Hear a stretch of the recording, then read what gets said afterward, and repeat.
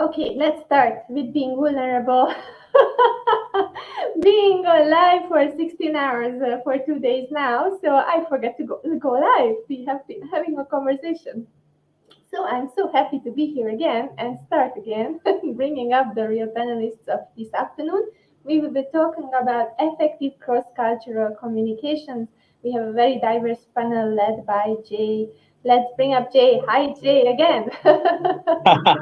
Yeah. Hi again. Yes, I'm on top of the world in my dining room, which kind of makes it sound like my dining room was on top of the Himalayas, which it's not, but I'm feeling super good. I'm excited, and I can't wait to hear what my panelists have to share on this topic. Thank you, Andrea. Thank you so much. Let's bring up a lady, Angela, in the room. Hi, Angela. How are you today? I'm good, thank you very much. Hi, Jai. Hi, Andrea. Lovely to see you. We are doing it so good on the second time. I love it. Mo, hi, welcome on stage. How are you today? Hello again, Andrea. Well, great to be here. Hey, Jay and Angela. Great to We be are with you. live. Thank you so much.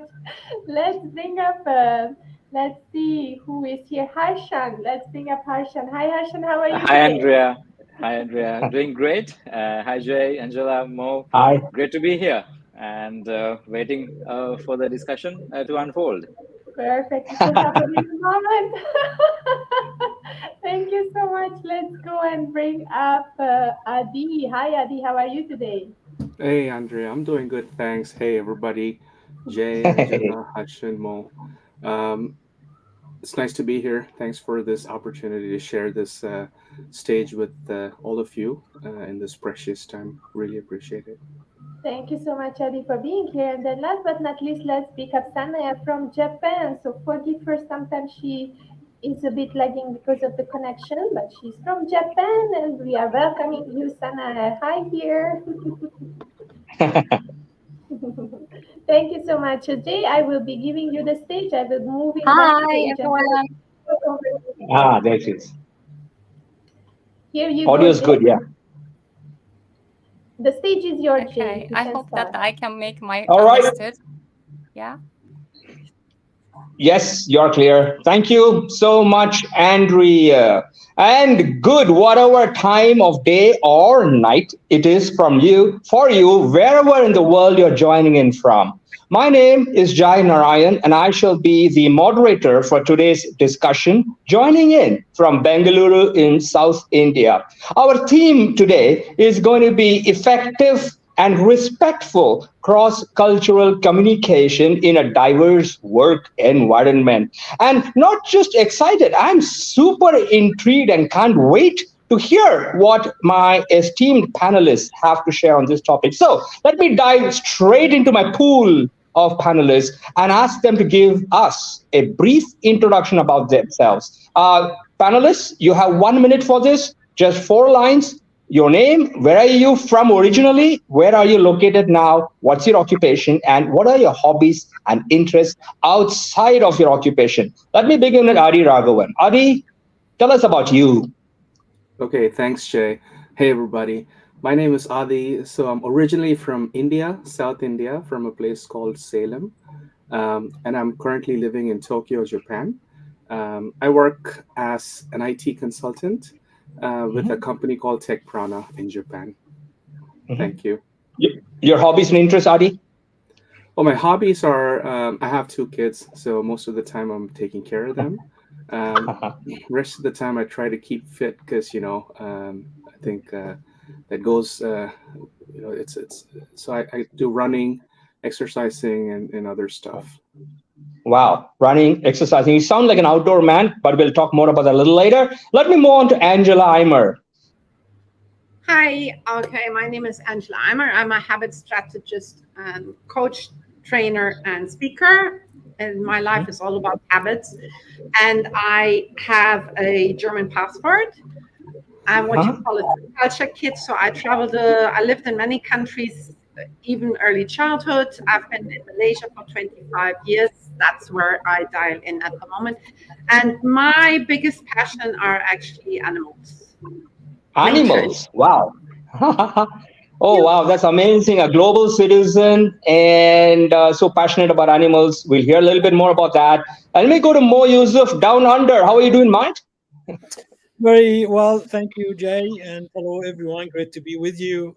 Mo Yusuf, originally from Cairo, Egypt, moved to Australia about 30 years ago. I live in Sydney. I am a digital/UX designer. And hobbies, I play music. I played Oh, wow. professionally for almost all of my life. I gave up for many reasons, but still playing. I think once you are a musician, you can't stop playing. Other hobbies, gardening, reading, being a father as well as a good hobby. And yeah, Wow, that's Mo, thank you so much. I love that, Mo. Music, gardening, wonderful. So in touch with nature. And of course, something that I'm also very passionate about, the music. Let's go to the Emerald Island, if I'm not mistaken, Sri Lanka. Harshan. Yes, Jay. Hi, everyone. I'm Harshan and from Sri Lanka, originally from Sri Lanka, and right now at this moment also I'm living in Sri Lanka, as you said, Paradise Island in Asia. So in terms of my profession, I'm an IT professional. Actually, right now I'm into delivery. At the same time, I'm heading a business unit called Workflow Automation Practice for a company called Mitra Innovation, which is headquartered in UK. In terms of my hobbies, there are plenty, but then again, I have very few seconds to cover. Therefore, I'll highlight very few, that is driving and fixing vehicles. I have a collection of vehicles. Actually, that's my major hobby. Oh, wow. And also staying fit, my treadmill. And this is actually my office room plus my gym. So, yeah, it's my second best hobby as well. That's me. Wow. I'm really, really fascinated with this, Harshan. Can I just ask you to name your favorite car? It's brand wise, it's a Peugeot, and 504 is a model. That was my second car. Yep. Oh, the Peugeot 504. Yeah, one of those classics. Well, wonderful. Legend. Okay, Yes. thank you so much. And last but not the least, as they say in Japanese, oh, mata se itashi mashita, Sanae-san. 4 lines about yourself.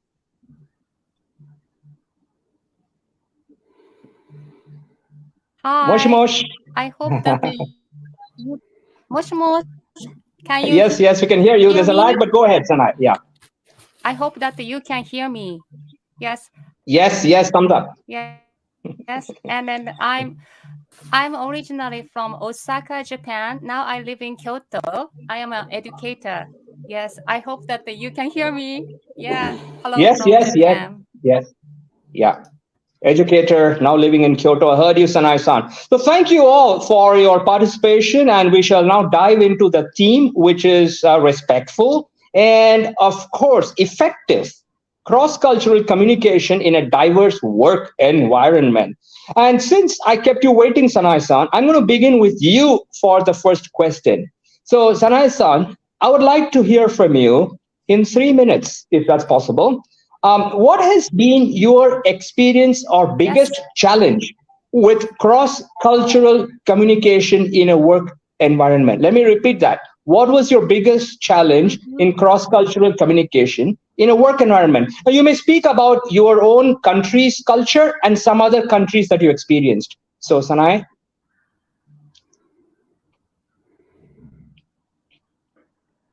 Yes. Okay. So it's an honor to start the beginning. Okay. All right. I hope that you can hear me. All right. Yes. What is your image of Japanese people? Usually that when I hear from my overseas friends that Japanese are typically shy and reserved, but not in my workplace.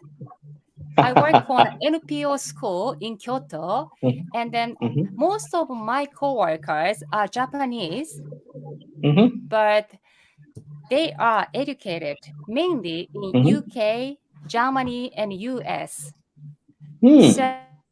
So they are very assertive.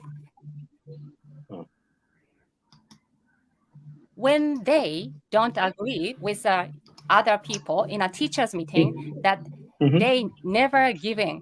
They start telling about their, opinions, and then that, we try to have a discussion until that all teachers are happy.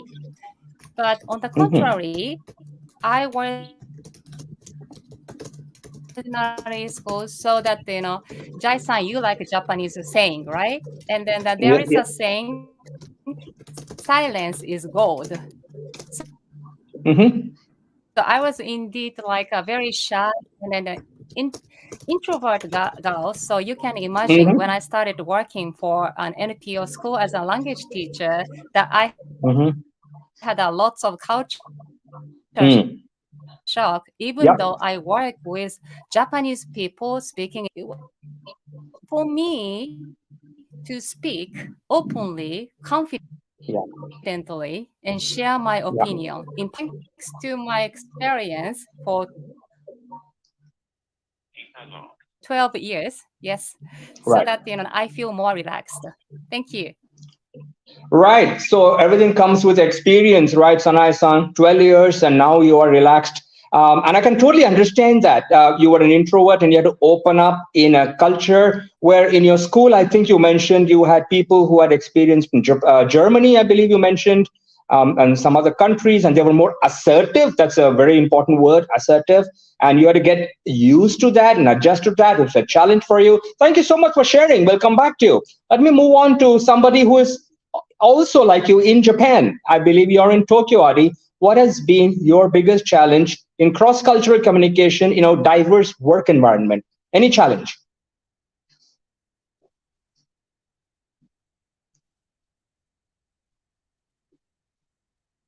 Adi Raghavan, We can't hear Hear you, me? Adi. you're muted. Yeah, there you go. Probably get rid of my headset. Can you hear me now? Yep, yep, I can hear you. Okay. So, I'm from South India, I said, right? So that's a totally different culture. And to put things in perspective, people, from South India, um, we focused a lot on education, and we're very academic, and Mm-hmm. also a very spiritual place.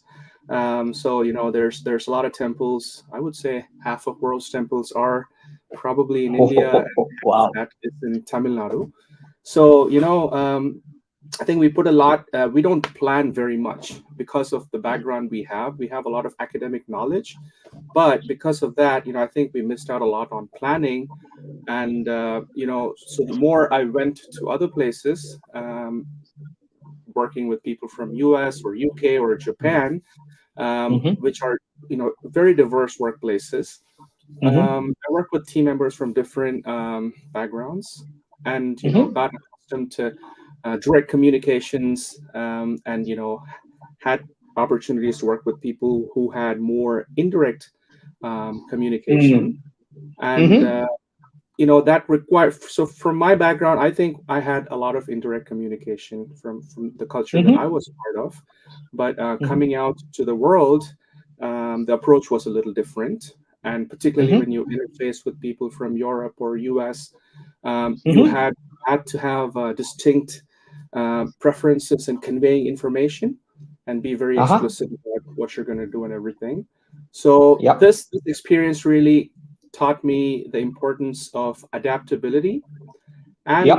need to like bridge communication gaps effectively in a very multicultural environment. So I think this really helps address the challenges you encounter when you deal with Yep. cross-cultural people. Yep. First, you understand yourself better and where you come from, and Ah. then you understand what would be the expectation of the party you're dealing with, and try to adapt Mm-hmm. yourself and be more Mm-hmm. open and transparent and communicative. So you kind of Yep. bridge the gaps in communication and be a better, you know, um, do a better job at your workplace.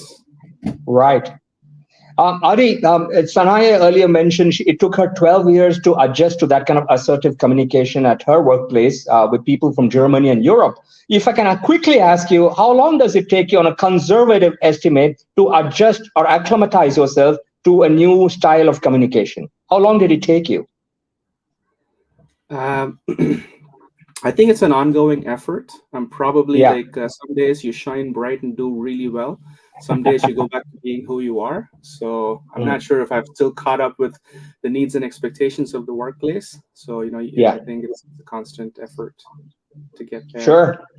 It's evolving, it's organic. Thank you so much for that, Adi. It's a constant learning process. I'm going to stick to Asia Pacific and move straight down under to my dear friend Mo Yusuf. What has been your biggest challenge, Mo, with cross-cultural? I think you work in an institution where there are diverse background people, right, Mo?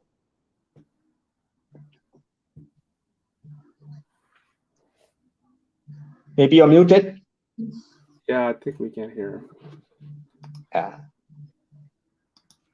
Sorry about this. Thank you, Jay. Yeah. I know the Holmes Institute is actually the name of one Yeah. of the, but it's not necessarily associated to like I'm not part of the institute, the Education Institute. Right now, I Right. work at like a digital agency. It's a design agency.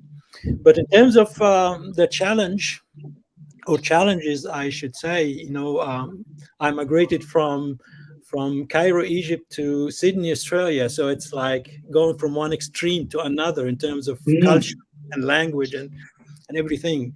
And there are compound challenges. You know, culture is one, language, stereotyping, ethnocentrism, if you like. There is a lot of different layers, I would call them, you know, even the attitude towards certain things, you know, which is related to culture.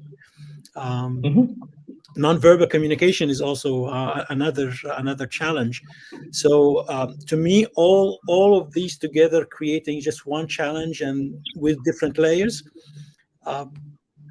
I'd say the first layer or the main important one or the first challenge was language, especially in a work situation. You need to communicate with language, at least in a simple form. But language is also another complex thing. You know, it's like, for example, you deal with English-speaking people from different places, you know, and they have different dialects, different accents, and even different culture. And I would say language is also with another layer, which is culture. Both are intertwined in just, you know, a combined layer. You would, when you learn the language and you understand the language, it still takes time to understand the a whole lot of different things, you know, culture with language, both, like you need to understand that. So it takes you time, I think, and it's about time to embrace the experience and try to learn more. Up till now, I'm just still learning. I've been here for 30 years. I'm still learning. I'm still going through that challenge. So. Yeah, I totally agree. It looks like sounds like there's a kookaburra behind you, mate. Is that a kookaburra? There is a bird who wants to be covered, you know, because it's getting late here. Oh, wow. That's a language we need to learn now. The language of that bird, yeah. But that's amazing you said that. I mean, it's very interesting you said that, Mo, and thanks for sharing, because language is multi-layered. And I think what he told us was that there could be cultural nuances behind why people say what they do, because a language evolves over time from within a culture. That's wonderful that you brought that up. And you from Cairo, Egypt, all the way down to Sydney, Australia. It must have been a big change. Let me move on now to my dear friend Angela, originally from Germany, I believe. Angela, your biggest challenge is cross-cultural communication. Oh, my biggest challenge was actually when I arrived in Malaysia, right? It was because I came from France. I think it made it a little bit easier than coming straight from Germany, because the French are a little bit more relaxed than the Germans. So, you know, going from cold water to warm water to hot water, I would say it was like. But still, very different. And I made a big oops in the beginning because, you know, and where I used to work before in Germany and in France, we were very, you know, the hierarchy was kind of there, but not so really, right? It was not, we didn't have a hierarchy structure in that respect, not a very stiff one. And I was working in a company, and I was working on a project. I was working for the Commonwealth Games, 1998, and I was working on a project. And one day my superior called me into the office. So I came in and he asked me why I was not communicating with him, why I was not reporting to him. And I said, reporting in which way? He said, I never see any emails from you. I'm never CC'd in any of your emails. And what are you doing? Right. And I was like, well, I'm handling the project. And, the way I was educated in the office, in the working environment in those two European countries was like, as long as things are going smooth and you don't face any challenges, you don't bother everybody by sending emails, right? I mean, how can I work if I look at all the emails, right? So I would give them updates, once a week, but I would not CC every email. And he asked me then to sit in his chair. And so I sat in his chair and he said, so how do you feel in this chair? I said, what do you mean? Well, you prepared to take over my chair, right? I was like, no, I'm not. So you said, but your attitude, not reporting to me and ignoring me is like as if you don't need me and you want to take over. And I said, oh, no, I'm not interested in your chair at all. So you see, the conversation was what I did not do, what I learned back in Europe, which was like, don't annoy me with all this nitty-gritty stuff. Here, he just wanted, and I encountered that with other people in that company too. It was just that I put the CC in was fine. They wouldn't even read it. But the fact that I did not CC them was kind of like ignoring them and kind of like, arrogant. And I had to learn that, okay, it has nothing, there's no control, because for me it was like, how controlled can you be? But it was not about control. It was just about, that's how it is back then here, right? People like to know that they're in, like to know if they want to know, they can check the possibility to have the possibility to check as and when they want to check. And that is something where I completely changed. So from that day onward, most of my bosses, until I came to a company where I was like, don't bother me with that. I would just CC, so what? Whatever it is, it's not control. It's just, that's how it is. So communication, what is efficient in one country is annoying in the other country. So you have to kind of learn, kind of find your blend. And by the end of the day, I'm a guest in Malaysia, so I adapt, right? Wow. Thank you so much for that, Angela. I mean, it's really interesting you bring up this issue of how in the European countries that you were in earlier, they did not want to be there was a D&D, do not disturb unless there is an issue or a problem. But in Asia, I believe, Angela would agree that in Asia, CC stands for constant communication. So not a carbon copy. But that was a very interesting story you shared, personal life experience. I'm going to end this question with Harshan Senadira. You, sir, in Sri Lanka, what is your biggest challenge in cross-cultural communication from your experience? Thank you, Jay. Actually, most of the panelists covered this because the cultural aspect and how you brought up is actually part of how we understand some communication or a message. There's some noise. That's actually what I have learned right throughout. Especially when I was working for a company which had people working from multiple countries, and especially us being Asians, we have a different way of working. For example, when we are breaking a bad news, we are very sincere and we are not bold. Sometimes we beat around the bush. We don't go into the message straight away because we know that it's a bad news. But then again, the people from Western countries don't like this attitude. I actually, I had a very bad experience. Once I had to communicate a project deadline, which was like going beyond the expected date. And I was actually communicating similarly, beating around the bush, having a nice, bright face, smiling. And the moment I ended the message, I was blasted because I was having a smiley face and I was trying to be sincere. How can you be smiling and how can you be this cool if the deadline is going to extend so long beyond the expectations? And I was like, again, as some people covered, it's a learning and continuous learning experience. So I learned a lesson, how to communicate with the people from Western countries. You have to be bold. You have to be crisp, clear. You can't be beating Yep. around the bush. Have to Right. be pretty straight. But then again, when you are communicating with, even right now, I'm working with some of clients in Eastern countries. You have to still, beat around the bush. Sometimes, cover the bitter truth in something nice, wrap around something nice that you have to continue. At the same time, when I'm understanding also, sometimes, especially people from Japan as well, they might say something. They might say, "Oh, wow, I like that." And I really like working with you, but you might not get the contract awarded. Right. In Yeah. So Western countries, Harshan, yeah, yeah, sorry, go ahead. Yeah.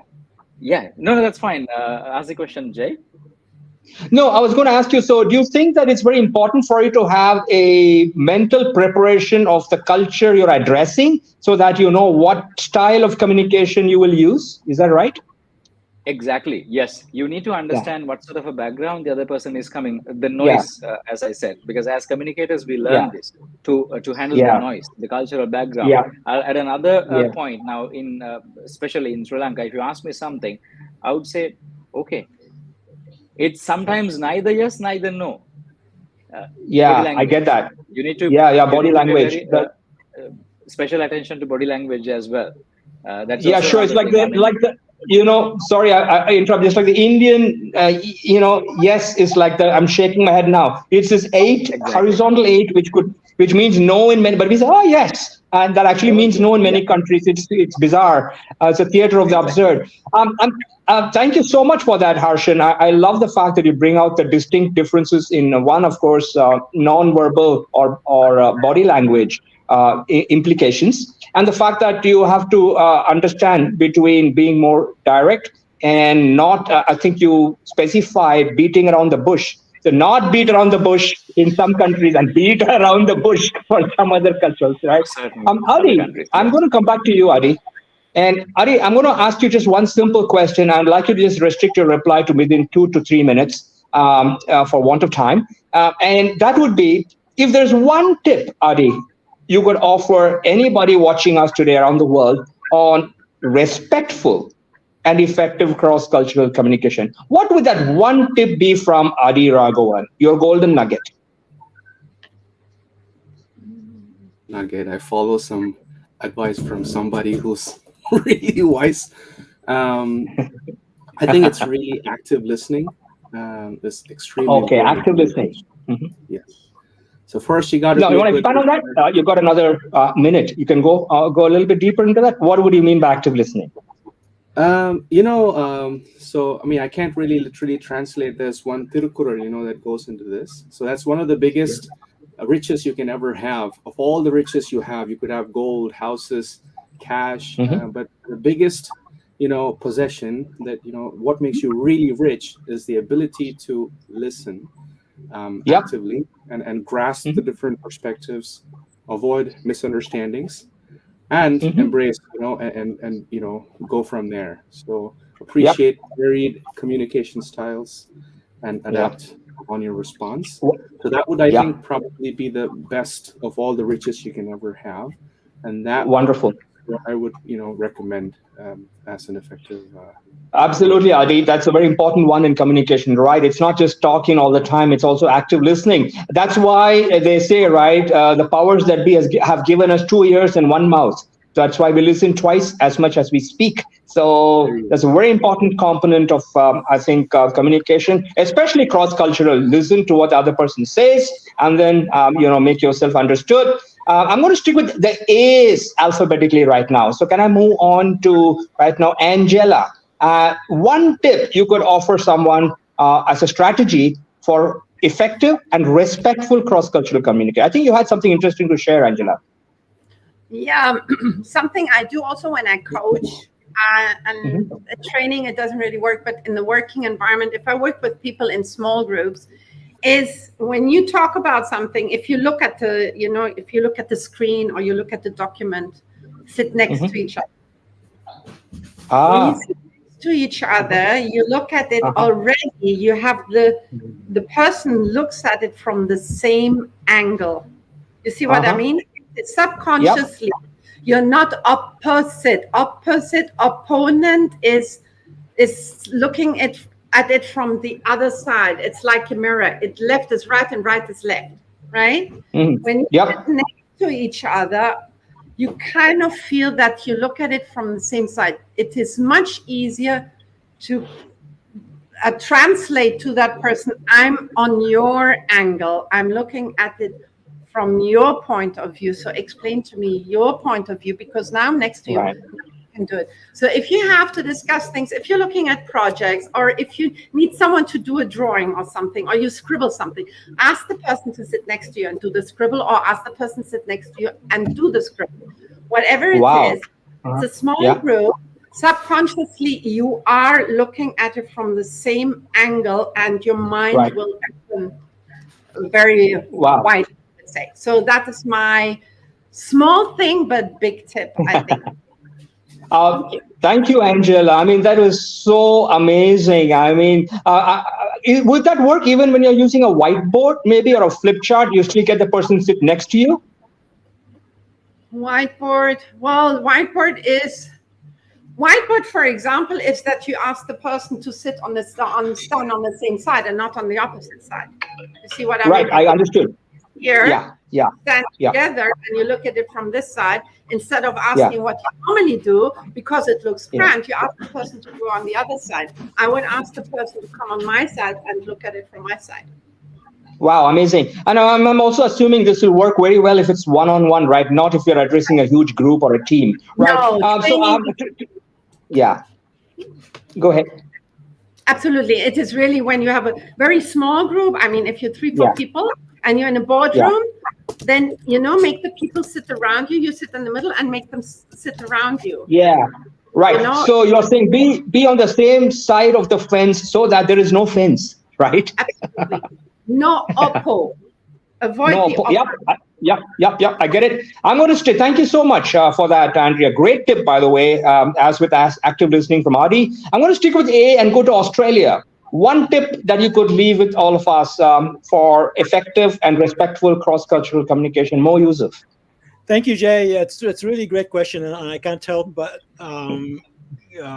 try to quote this sacred text from the Holy Quran, where it states, and I quote, "All mankind, we created you from a single pair of a male and a female, and made you into nations and tribes, that you may know one another, or you may know each other."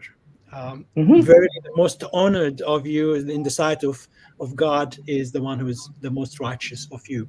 So my tip would be to know the other, to embrace the opportunity of knowing the other. And for me, I had a great opportunity being in a multicultural city like Sydney, where I meet people from all over the world, and there is joy and pleasure in meeting everyone and knowing them. And I would also embrace Adi's, which is part of this strategy, which is take time to in listening rather than. And I loved your parallel, which is actually having one mouth and two ears. That's a great one. Listening is definitely a great thing. Ask questions, embrace the difference. Ask questions. So again, embrace the opportunity of knowing the other is my strategy. Wonderful, Mo. I mean, you've also brought up an interesting, observation, anecdote about the Quran, right? Your holy book. And Adi mentioned the Tirukkural, which is a near sacred book almost in South India, scripture, and it's really, really goes back multiple 100 years in history. So both of you mentioned that, and it is so important, isn't it? In understanding cultures, it's to be interested, not interesting, right, Mo? Totally agree. Just being interested in knowing the other. It's all about knowledge. It's a journey of knowledge. Because when you meet also other people, you don't just talk to a person. There is a background, there is history, there is culture behind them. Yeah, sure. Thank you, Mo. Now I'm going to be interested in what Harshan Sanadhira has to share. You got about 2 minutes, Harshan. One nugget you would like to everyone to take away on a tip for cross-cultural respect. Sure, Jay. Thank you for that question. I think Mo also touched upon that bit, that is understanding the culture and the background of the other person. And at the Right. same time, what I try to do is I try to, get out of my bindings, my background and the culture as much as possible, especially when I'm communicating with someone whose background I don't know, whose culture maybe I know, but then again, I try to learn as much as possible. One thing, try to learn. I think that's something more also touched upon, and try to, detach from your own culture and certain perspectives. And the most important thing what I do is I try to repeat and try to understand whether exactly what I understood the other person is trying to communicate. That is recap. Right. And Yep. I understood this. Is that correct? Because in communication, there's something I want to communicate or the other person wants to communicate, but with the noise and with certain perspectives, cultural background, experiences, I would understand something else could be. In Asian culture, again, if I say, Right. a little, but then again, if you do this to someone from Italy, that's it. Yep. You'll be burning bridges. So you need to really understand the background, and you need to understand, try to detach yourself, and then try to Yeah. recap and make Right. sure that you understood what the other person wants to communicate. And also That's right. that's even in technologies, there's something called or acknowledge. When there's when one computer sends a message to the other computer, the second computer sends an acknowledgement, it's the same way we also need to respond, recap, and ensure that we understood the message clearly.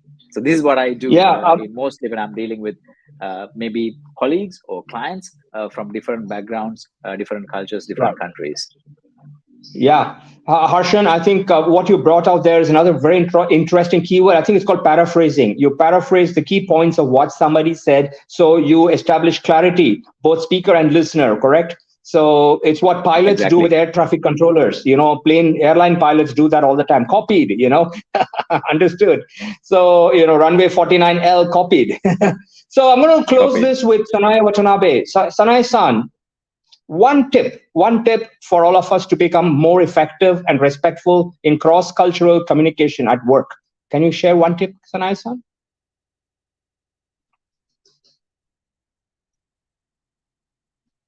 Yes, the lag is there. Sure. Okay. Yes. Thank you. Just I would say, let's have a child's heart of curiosity. Oh. Yes. Childs, don't focus on differences so much, I think. And then once you are interested in people in front of you, and then they just want to make friends, right? Whether you are from India or Malaysia or Japan, they are very curious human beings, and we used to be kids, So I think we can bring our child heart back. As long as you are interested in people in front of you, you start being observant and then being present. Yeah, Sanaya-san. That is. Sorry, you're having a lag there.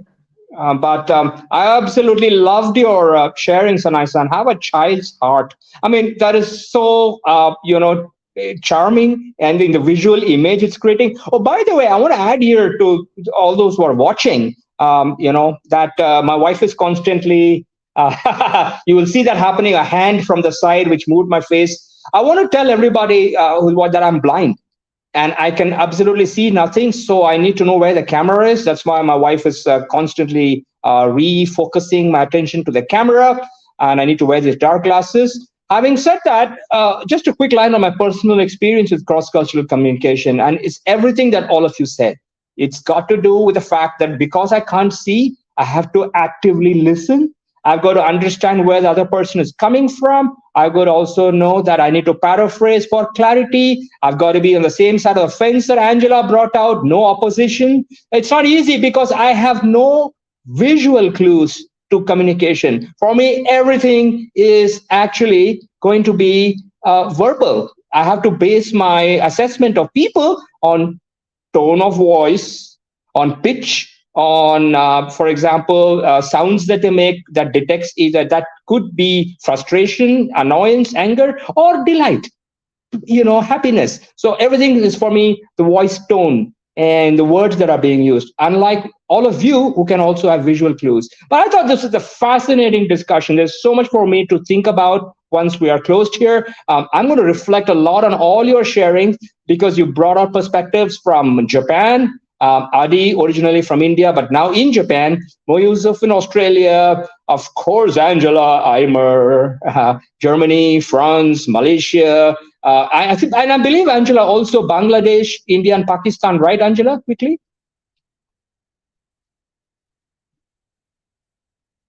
Sorry, I Yeah, was Angela? muted.